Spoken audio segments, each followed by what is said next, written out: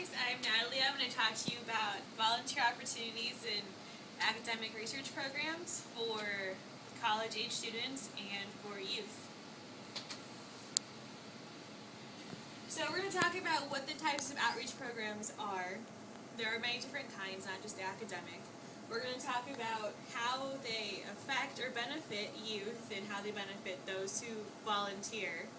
And we're going to talk about why you should participate in them, the benefits that you'll get from that, and we're going to talk about my personal story of participating in an outreach program. So we have different types of outreach programs. We have the Boys and Girls Club, which is more of a social outreach program. They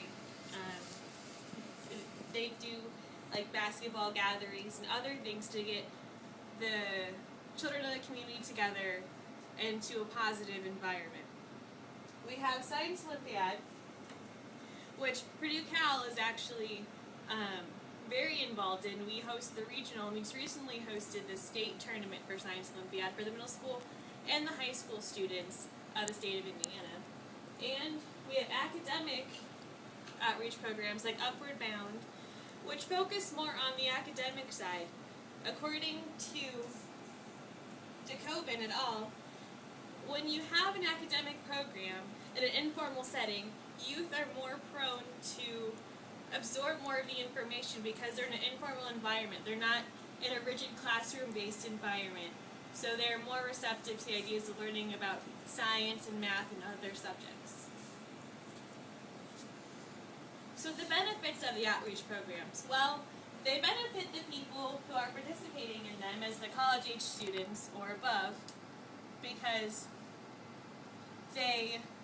you get to help your community. You get to have a sense of accomplishment with what you're doing. You're helping youth, and maybe some families who aren't financially able to send their children or themselves to strict academic environments like colleges or even more rigorous high schools.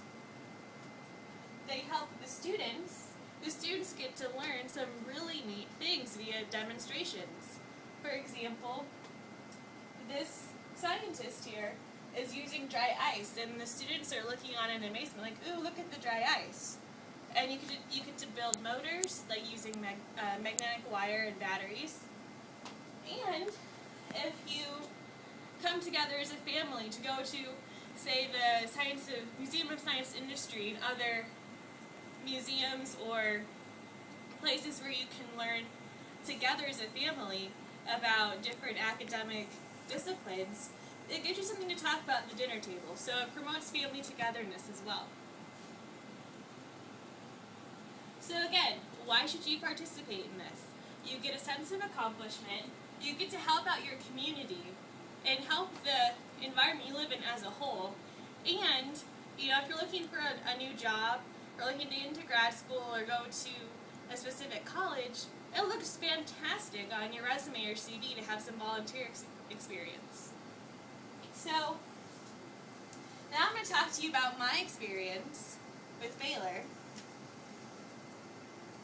So this is as you learned last time in my speech about plasma physics, this is me at Baylor. This is a National Science Foundation funded research program for undergraduates.